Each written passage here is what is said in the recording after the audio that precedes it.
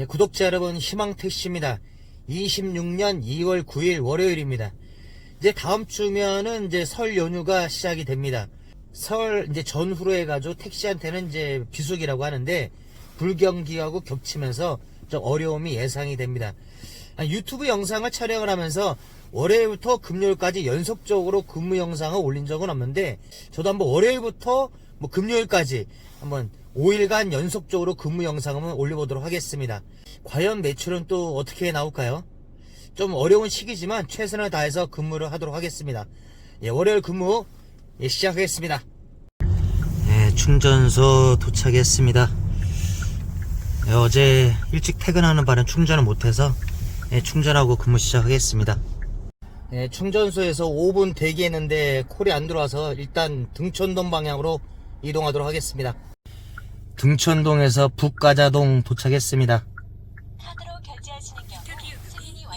11,000원 나왔네. 여광 때문에 안 보이네. 결제가 정상적으로 완료되었습니다. 결제 요금 정산은 기존 카드 결제 연희동에서 노원구 공릉동 도착했습니다. 입력되었습니다.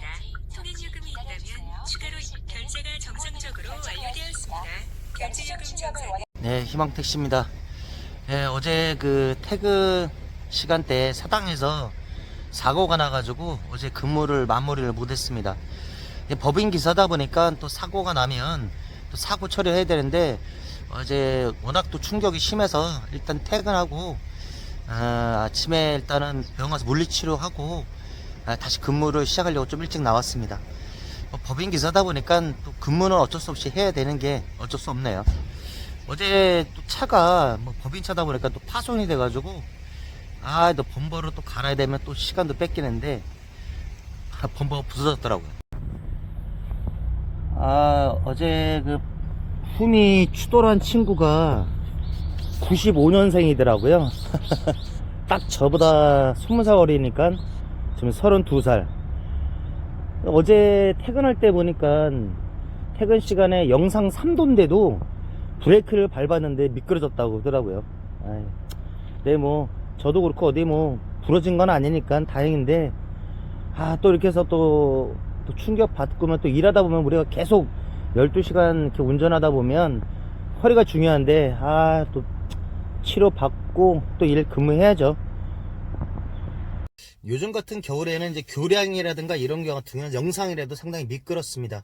그러니까 우리 동료 기사님들도 항상 안전운전 하시면서 근무하셨으면 좋겠고요. 요번 주는 월요일부터 금요일까지 쭉 근무를 하려고 하는데, 근무를 일단 하더라도 물리치료 받고 또 근무하게 되면 시간 12시간이 어떨지 모르겠네요. 일단 최선을 다해서 근무하도록 하겠습니다. 그리고 최근에 제 구독자님도 그렇고 또 새로 또 택시 유튜버 하시는 분들을 보게 되면은 조금 안타까운 부분들이 좀 있더라고요.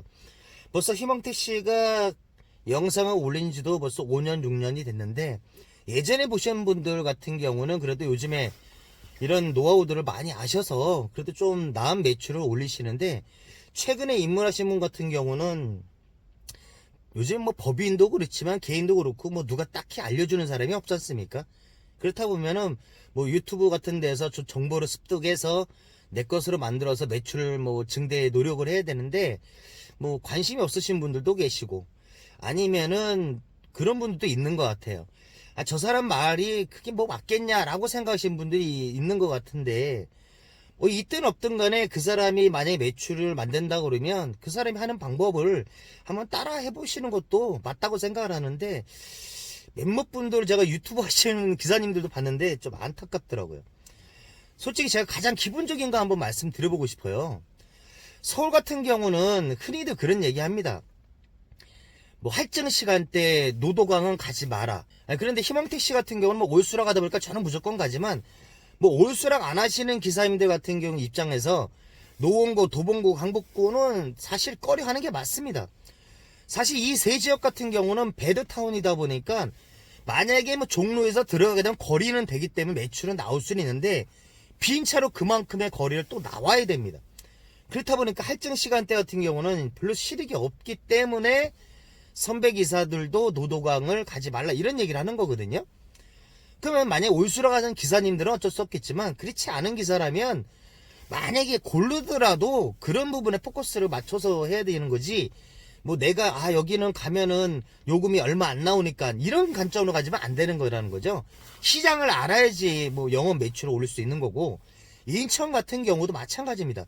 인천에서 택시 유튜버 하시는 분 방송을 제가 몇 번 봤는데 막 동서남북을 그냥 막 다녀요. 막 다니면서 여기가 나을까 저기가 나을까 이러면서 영업을 한단 말입니다.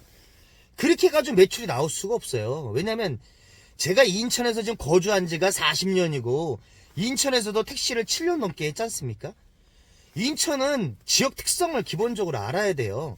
시장 자체가 다릅니다. 도하고가하고 백운고가를 기준점으로 만약에 부평구, 계양구, 서구의 한 덩어리하고 남구, 남동구, 영수구, 동구라는 이게 한 덩어리 자체가 완전 시장이 달라요. 옛날에는 하물며 여기를 부평택시라고 할 정도로 이 고가 두 개 놓고 완전히 1호선 전철이 있거든요. 1호선을 기점으로 여기와 여기는 시장 자체가 완전히 다르기 때문에 그 영업 방식 그리고 들어오는 매출도 다를 수밖에 없습니다. 그러면 여기서 하는 기사님들, 남동 쪽 방향에서 하는 기사님과 이쪽 북부 쪽에서 일하시는 분 매출은 많이 비슷하게 나올 수 있는 노동 강도가 다르다는 거예요. 시장이 다르기 때문에. 기존에 했던 선배들이 하는 방법들을 좀 습득을 해서 그러면서 본인들이 영업을 해야 빨리 안착할 수 있는데, 그냥 그런 거죠. 뭐 내가 하는 게 맞다라고 생각하시는 건지 아니면은 그냥 굳이 뭐 다른 사람 도움 없이도 할 수 있다라고 이렇게 생각하시는 건지 모르겠지만, 하여튼 3자 입장에서는 보기에 상당히 안타깝다 이렇게 생각이 듭니다. 뭐 희망택시를 시청하시는 구독자님 같은 경우는 워낙 오랜 시간 동안 보셨기 때문에 큰 무리가 없을 거라고 생각을 하지만, 뭐 최근에 입문해서 하시는 분들 같은 경우는 이 점을 유념하셔서 무턱대고 돌아다니는 시대는 끝났습니다. 그렇다고 해가지고 카카오 가맹이니까 나는 콜을 많이 받을 거다, 천만의 말씀. 제가 뭐 가맹과 비가맹을 넘나다니면서 항상 두 개 다 영상을 다 찍지 않습니까? 가맹이라고 해가지고 무조건 콜이 많이 들어오고 비가맹이라서 적게 들어오고 그렇지 않다는 거죠. 단 콜의 질이 다를 수 있다는 거는 분명히 제가 말씀드렸던 부분이고, 희망택시가 이제 노하우를 공개한 이후에 많은 기사님들이 희망택시의 매출 정도는 다 올리시는 분들이 워낙 많습니다. 그러면 희망택시가 지금 하고 있는 매출이 높다라고 저는 말씀드리지 않습니다. 단 뭐냐면 어느 정도의 매출이 꾸준하게 이루어진다는 게 중요한 겁니다. 하루에 35만원 전후의 매출이 지속적으로 이루어져야 되는 거지, 뭐 오늘은 40만원 하고 오늘은 20만원 하고 이런 등락폭이 커서는 안 된다는 거죠. 그 가맹을 하든 비가맹을 하든 마찬가지입니다. 그러니까 이제 택시에 입문한 지 얼마 안 되신 분 같은 경우는 희망택시가 5년 전에 올렸던 카카오콜 많이 받는 법 1탄과 2탄을 꼭 숙지하셔서, 그때나 지금이나 큰 변화는 없습니다. 가맹이든 비가맹이든. 서울 같은 경우는 경쟁자가 7만 명입니다. 그 경쟁자 속에서 살아남으려면 기존에 했던 선배들이 해왔던 노하우라든가 이런 걸 습득을 해서 내 것으로 만들어야 된다는 거는 좀 아셨으면 좋겠습니다. 일단 병원 가서 물리치료 받고 다시 근무 시작하도록 하겠습니다.